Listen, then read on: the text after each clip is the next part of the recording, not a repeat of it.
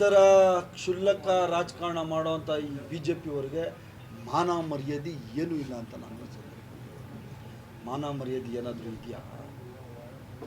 ಇಷ್ಟು ದಿವಸ ಅವರೇನೆ ಜಾತಿ ಗಣತಿ ವರದಿ ರಾಜಕಾರಣಕ್ಕಾಗಿ ಸುಮ್ಮನೆ ಹಂಗೆ ಅಲ್ಲಿ ಫ್ರೀಜರಲ್ಲಿ ಇಟ್ಟವ್ರೆ, ಅದನ್ನು ಆಡಳಿತಕ್ಕೆ ತಗೊಬತ್ತಾ ಇಲ್ಲ, ಅದನ್ನು ಮಣ್ಣೆ ಮಾಡ್ತಾ ಇಲ್ಲ ಅಂತ ಹೇಳ್ತಾ ಇದ್ರು. ಈಗ ವರದಿ ನಾವು ಬಿಡುಗಡೆ ಮಾಡಿದ ತಕ್ಷಣ ರಾಜಕಾರಣ ಆಗೋಯ್ತಾ? What politics in it?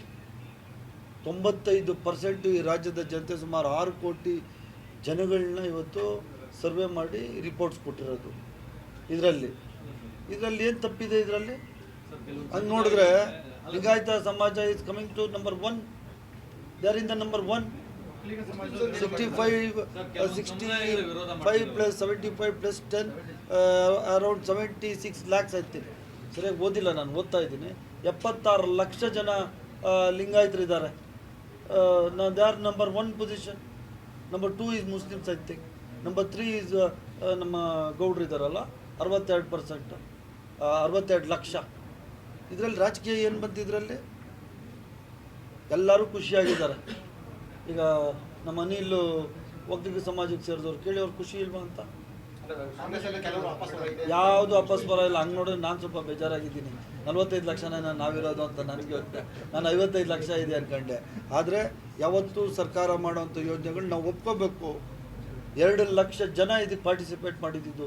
ಸುಮಾರು 1,60,000 ಆಯ್ತಪ್ಪ, ಮನೆಗಳಿಗೆ ಹೋಗಿಲ್ಲ ಅಂದರೆ ಹೆಂಗೆ ರಿಸಲ್ಟ್? 1,60,000 ಜನ ಟೀಚರ್ಸು ಇದರಲ್ಲಿ ಭಾಗವಹಿಸಿದ್ದು.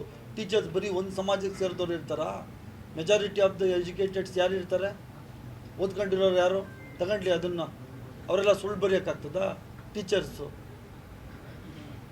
ಮಾಡಿರೋದು 1,60,000. ಯಾವ್ದು 10 ವರ್ಷ? ಸರ್ 10 ವರ್ಷ ಹಳೇದಾದನ್ನು ಪ್ರಪೋರ್ಷನೇಟ್ ಆಗಿ ತಗೋಬೇಕು ಸರ್. ಸ್ವಾತಂತ್ರ್ಯ ಸಿಗಕ್ಕೆ ಮುಂಚೆ ಇದನ್ನು ಮಾಡಿದ್ದು, ಸೆನ್ಸಸ್ ಮಾಡಿದ್ದು, ಜಾತಿ ಗಣತಿ ನಾವು ಮಾಡಿದ್ದೀವಿ ಅಂತ ಖುಷಿ ಪಡಬೇಕು. ಈ ರಾಜ್ಯದ ಜನ ಎಷ್ಟು ಜನ ಯಾರಿದ್ದಾರೆ? ನಮ್ಮ ಅಣ್ತಮ್ಮಗಳು ಲಿಂಗಾಯತರು ಎಷ್ಟು ಜನ ಇದ್ದಾರೆ? ನಮ್ಮ ದಲಿತರು ನಮ್ಮ ಬ್ರದರ್ಸ್ ಎಷ್ಟು ಜನ ಇದ್ದಾರೆ? ಒಕ್ಕಲಿಗರು ನಮ್ಮ ಬ್ರದರ್ಸ್ ಎಷ್ಟು ಜನ ಇದ್ದಾರೆ? ಕುರುಬರು ಎಷ್ಟು ಜನ ಇದ್ದಾರೆ? ಮೈನಾರಿಟೀಸ್ ಎಷ್ಟು ಜನ ಇದ್ದಾರೆ ಅಂತ ಕರೆಕ್ಟಾಗಿ ಕರಾರುವಕ್ಕಾಗಿ ಸಿಕ್ಕಿರೋದು.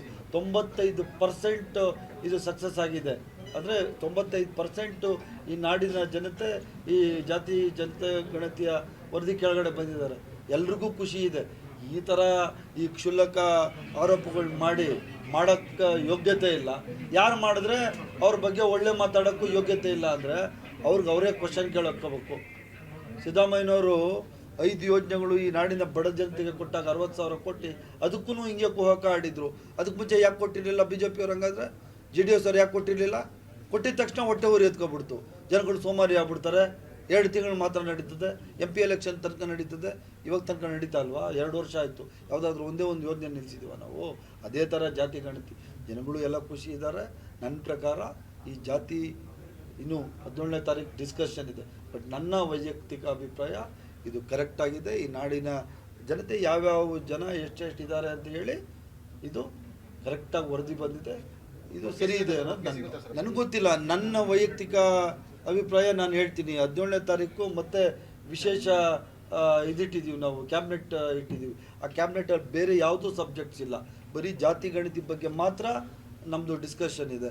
ಅಲ್ಲ, ನನ್ನ ಪ್ರಕಾರ ಎಲ್ಲ ಮಂತ್ರಿಗಳಿಗೆ ಸಮಾಧಾನ ಆಗುವಂಥ ವಿಚಾರ ಇದು. ಅದಕ್ಕೆ ಮುಂಚೆ ಗೊತ್ತಿರಲಿಲ್ಲ, ಭಾಳ ಕಮ್ಮಿ ಮಾಡಿಬಿಟ್ಟಿದ್ದಾರೆ ಅದು ಇದು ಅಂತ ಹೇಳ್ತಾಯಿದ್ರು. ಇದು ನೋಡಿದ್ರೆ ಏನಿವತ್ತು ನಮ್ಮ ಜಾತಿ ಗಣತಿ ವರದಿ ಏನಿದೆ ಅದು ಸರಿ ಇದೆ ಅಂತ ಹೇಳಿ ನಾನು ಮುಂಚೆನೇ ಹೇಳಿದ್ನಲ್ಲ. ನಾನು ನೆನೆಸ್ಕೊಂಡಿದ್ದೆ ಕುರುಬರು 55 ಲಕ್ಷ ಜನ ಇದ್ದಾರೆ ಅಂತ. ಆದರೆ ಅಲ್ಲಿ ನೋಡಿದ್ರೆ 44 ಲಕ್ಷ ಜನ ಇದ್ದಾರೆ. ಒಪ್ಕೊಬೇಕಾಗ್ತದೆ, ನಾನು ಒಪ್ಕೊಬೇಕಾಗ್ತದೆ, ನೀವು ಒಪ್ಕೊಬೇಕಾಗ್ತದೆ, ಎಲ್ಲರೂ ಒಪ್ಕೊಬೇಕಾಗ್ತದೆ. ರಾಜಕೀಯ ಮಾಡೋಕ್ಕೆ ಮಾಡಿ ಸ್ವಲ್ಪ ಓದ್ತಾ ಇದ್ದೀನಿ. ನಾನು ಎಲ್ಲಿಲ್ಲ, ಎಲ್ಲ ಸಚಿವರಿಗೂ ಓದ್ಲಿಕ್ಕೆ ಕೊಟ್ಟಿದ್ದಾರೆ. 17ನೇ ತಾರೀಕು ಇದ್ರ ಬಗ್ಗೆ ನಮ್ಮ ಇನ್ನೊಂದು ವಿಶೇಷವಾದ ಕ್ಯಾಬಿನೆಟ್ ಕರೆದಿದ್ದೀವಿ, ಸಚಿವ ಸಂಪುಟ ಸಭೆ ಕರೆದಿದ್ದೀವಿ. ಅದರಲ್ಲಿ ಡಿಸ್ಕಷನ್ ಆಗಿ ಅವರ ಅಭಿಪ್ರಾಯಗಳು ಹೇಳ್ತಾರೆ. ನಾನು ಇನ್ನು ಪೂರ್ತಿ ಪ್ರಮಾಣ ಓದಿಲ್ಲ. ಪೂರ್ತಿ ಪ್ರಮಾಣ ಓದ್ಮೇಲೆ ನಾನು ನನ್ನ ಅಭಿಪ್ರಾಯ ಕೊಡ್ತೀನಿ. ಎಲ್ಲರೂ ಓಕೆ ಮಾಡಿದ್ಮೇಲೆ ಇದು ಸೆಷನ್ನಲ್ಲಿಟ್ಟು ನಾವು ಪಾಸ್ ಮಾಡ್ಕೊತೀವಿ. ಇವಾಗ ನನ್ನ ಈ ಕ್ವಶನ್ ಕೇಳ್ತಾ ಇದ್ದೀರಲ್ಲ, 50 ರೂಪಾಯಿ ಗ್ಯಾಸ್ ಜಾಸ್ತಿ ಮಾಡಿದ್ರಲ್ಲ, ನೀವು ಯಾಕೆ ಅವ್ರನ್ನ ಕ್ವಶನ್ ಕೇಳಲ್ಲ? 50 ರೂಪಾಯಿ ಯಾರು? ನಾನು ಎಲ್ಲಿ ನೋಡೇ ಇಲ್ಲಪ್ಪ ಕೇಳಿದ್ದು. 50 ರೂಪಾಯಿ ಗ್ಯಾಸ್ ಜಾಸ್ತಿ ಮಾಡಿದ್ರು, ಪೆಟ್ರೋಲ್ ಎಷ್ಟು ರೂಪಾಯಿ, ಡೀಸೆಲ್ ಎಷ್ಟು ರೂಪಾಯಿ ಜಾಸ್ತಿ ಮಾಡಿದ್ರು? 2 ರೂಪಾಯಿ 3 ರೂಪಾಯಿ. ಅದನ್ನ ಯಾಕೆ ಅವ್ರನ್ನ ಕೇಳಲ್ಲ? ಬರೀ ನೀವು ರೈತರಿಗೆ ನಾವು ಹಾಲಿನ ರೇಟ್ ಜಾಸ್ತಿ ಮಾಡಿ ಯಾರು ಕೊಟ್ರಿ? ನಾವು ಸರ್ಕಾರ ತಗೊಂಡ್ರಾ? ನಮ್ಮ ರೈತರುಗಳು ಕೊಟ್ಟಿದ್ದು. ಅದನ್ನು ಹೊಗಳ್ಬೇಕು ನೀವು. ಆ್ಯಕ್ಚುಲಿ ನೀವು ಯಾವ ಪೇಪರಲ್ಲೂ ಯಾವ ಟಿ ವಿಲಿ ನಾನು ನೋಡೇ ಇಲ್ಲಪ್ಪ ನೀವು ಹೊಗಳಿದ್ದು. ಯಾವ್ದು ನಾಲ್ಕು ಹೇಳಿ, ನಾಲ್ಕು ಯಾವ್ದು ಹೇಳಿ? ಕ್ರೂಡ್ ಆಯಿಲ್ ಕೇಳ್ರಿ ಒಂದು ನಿಮಿಷ. ಕ್ರೂಡ್ ಆಯಿಲು 2014ರಲ್ಲಿ 130 ರೂಪಾಯಿ 120 ರೂಪಾಯಿ ಇತ್ತು. ಕೇಳ್ರಿ, ಒಂದು ಬ್ಯಾರಲ್ 120 ರೂಪಾಯಿ ಇತ್ತು. ಈಗ 65 ರೂಪಾಯಿ ಕ್ರೂಡ್ ಆಯಿಲು. ಅವಾಗ ಪೆಟ್ರೋಲ್ ಡೀಸೆಲ್ ಬೆಲೆ ಇತ್ತು, ಈಗ ಡಬಲ್ ಆಗೈತೆ. ನೀವು ಯಾಕೆ ಬಿ ಜೆ ಪಿ ಅವ್ರನ್ನ ಕೇಳಲ್ಲ? ಯಾರು ಮಚ್ಚಿಟ್ಟಿರೋ ಅಂತ ಅವ್ರನ್ನ ಕೇಳಿ. ಮಚ್ಚಿಟ್ಟಿರೋರು ಕತ್ತಿ ಇಟ್ಟಿರೋರು ಜನಗಳಿಗೆಲ್ಲ ಚಾಕು ಆಗ್ತಾ ಇರೋದು ಏನು ದುಡ್ಡು ರೂಪದಲ್ಲಿ ಅವ್ರಿಗೆ ಆಗ್ತಾ ಇರೋದು. ನಾವಲ್ಲ. B J P is doing it. ಜಾಸ್ತಿ ಮಾಡ್ಕೊಂಡು ಮತ್ತೆ ಕಾಂಗ್ರೆಸ್ ಮೇಲೆ ಪ್ರತಿಭಟನೆ ಮಾಡೋದು ಅಂದರೆ ಅವರು ಗಾಜಿನ ಮನೆಯಲ್ಲಿ ಕೂತ್ಕೊಂಡು ಕಲ್ಲು ಹೊಡ್ಕೊತಾವ್ರು ಅವ್ರಷ್ಟೇ. ಮತ್ತೆ ಸುಮ್ಮನೆ ಎಲ್ಲ ಸುಳ್ಳೆಲ್ಲ ಹೇಳ್ಕೊಂಡು ಜನಗಳ ಪಾಪ ನಮ್ಮ ಕರ್ನಾಟಕದ ಜನತೆ, ಭಾರತದ ಜನತೆ ಮುಗ್ಧರು. ಈ ಮುಗ್ಧರ ಮೇಲೆ ಸುಮ್ಮನೆ ಈ ಜಾತಿ ಜನಾಂಗಗಳ ಮಧ್ಯೆ ತಂದಿಟ್ಟು ರಾಜಕಾರಣ ಮಾಡೋಂಗಲ್ಲ. ಮೇಂಟೈನ್ ಮಾಡಬೇಕು ಅಂದರೆ ಅದರದ್ದೇ ಆದ ಮನಮೋಹನ್ ಸಿಂಗ್ ಇದ್ದರು, ಗ್ರೇಟ್ ಮ್ಯಾನ್. ಅದನ್ನು ಇಟ್ಕೋಬೇಕು. 17ನೇ ತಾರೀಕು ನಮ್ಮ ಪ್ರತಿಭಟನೆ ಇದೆ, ಅದನ್ನು ನೀವು ಸ್ವಲ್ಪ ಫೋಕಸ್ ಮಾಡಿ ತೋರಿಸಿ.